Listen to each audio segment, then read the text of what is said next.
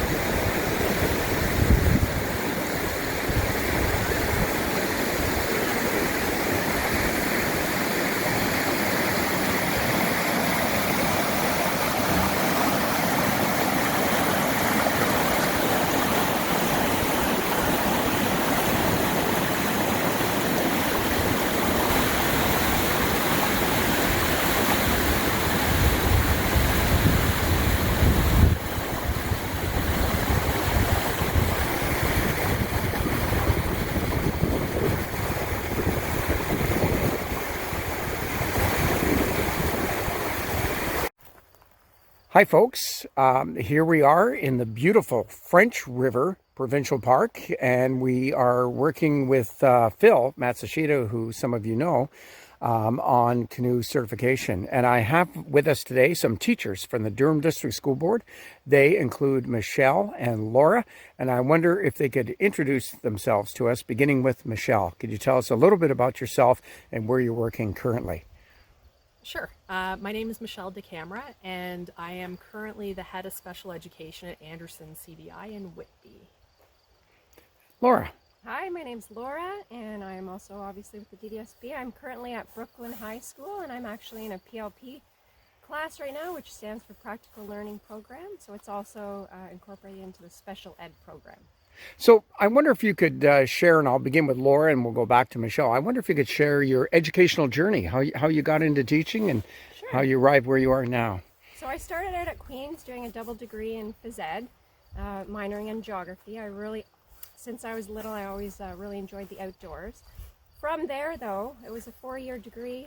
I didn't want to go to Teachers College right away. I got in the health and fitness field as a personal trainer, both in corporate and in community settings.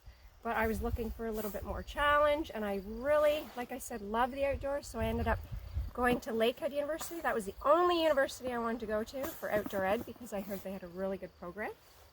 And once I went up there and I got my Bachelor of Education, I really wanted to go travel, so I started my teaching career actually in South Korea, stayed there for a year.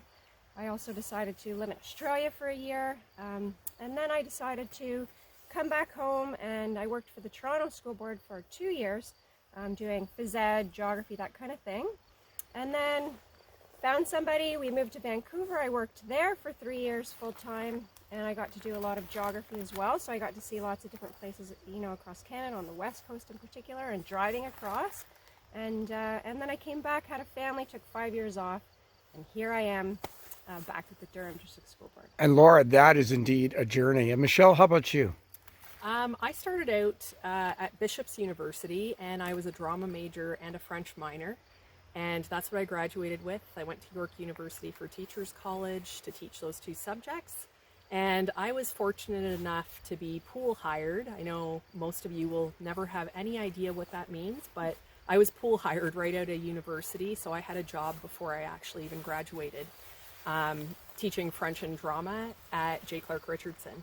So I spent 5 years there working as a French and drama teacher, and then I spent 8 years at another school teaching drama, English, and some small classes. And then I've been at Anderson for the last 6 or 7 years doing a combination of drama, English, French, and I kind of fell into special ed, and I absolutely love it. So I'm kind of where I'm happy now.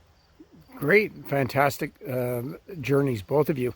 And here we are in the outdoors, and your love for the outdoors is evident. And here you are taking a canoe certification course through ORCA, the Ontario Recreational Canoe and Kayak Association. And I've already referred to our instructor, Phil. But I wonder if, Michelle, you could tell us why you're taking this canoe certification course. So like Laura, I've always had like a great love of the outdoors. I'm a first generation Canadian, and my parents are from Guyana. My dad grew up hunting and fishing in the Amazon, and when they came to Canada and had a family here, I grew up fishing and camping and all that kind of stuff. So it's something that's always been with me. And when I got to Anderson, the teacher who runs our specialist high skills major program asked if I would be interested in going on a trip. So I jumped at the chance, and she offered to look after helping me get the canoe tripping part 1 so that I could go with them. And I did that. And she recently asked me if I would do the part 2 because one of her regular supervisors is retiring. And one of the nice things about being in special ed is that I have a little bit of flexibility in terms of not having to prep and plan and mark the same as other teachers do. So it's a little bit easier for me to get away from the building. And so when she asked if I wanted to do it, I jumped at the chance, and I'm excited to do more canoe trips. Excellent. And Laura, why did you take this course, or are taking this course? Lots of different reasons. Growing up, I was lucky enough to have cottages growing up. We did a lot of camping.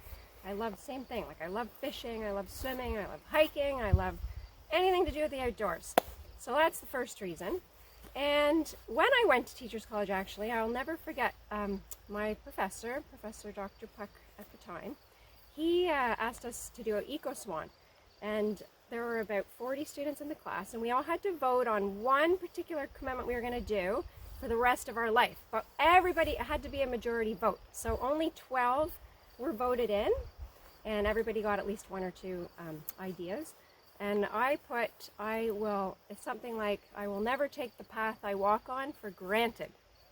Meaning, I've always had this deep appreciation for nature, for outdoors, and it got voted in, and I just feel like if I can pass that message on to other students, that's one of the reasons I took it. Like, once students experience the outdoors, I feel like they come away with so much. So that's the second reason I took it. Now, you mentioned passing on to students, and we have teacher candidates who are students and looking forward to a job. And I wonder, Laura, if you could give one tip that you would give to starting out teachers, to new teachers. So one of my tips is, and I know this might sound different, but I saw a TED Talk, it's called Lollipop Moments. And it's all about, and when you watch the video, if you decide to watch it, it's all about creating small moments that actually make a big impact. And he talks about leadership, and leadership doesn't mean that you have to go change the world. Leadership could be something very small, but that you don't even know that you're making a great difference to somebody else. And that's where I feel like the outdoor ed connects with so many different people on so many different levels. So my tip to you is, always keep in mind, like, you're never going to reach everybody, but if you can make a big difference to even a few people, then you've done your job. Thank you. Great. And Michelle? It's going to sound corny, but be kind. And I actually have a shirt that says, in a world where you can be anything, be kind, because your kindness will impact people on a level that you may never know. So it's also, it's also one of those things where you never know where other people are coming from. And if you can be kind to them, it's really hard for people to be mean to you. So as a starting teacher, you may have kids who try and push your buttons, but the kinder you are, the harder it is for them to be mean to you. And I would say it's the same thing with adults in general as well, and your colleagues. So yeah, I always say be kind. You know what? Thank you very much for spending time with us. And we have to get back to camp and paddle against the wind. And so we're going to have to head out soon. But your messages have been inspirational. Thank you very much for sharing with us today. Thank you. Thank you.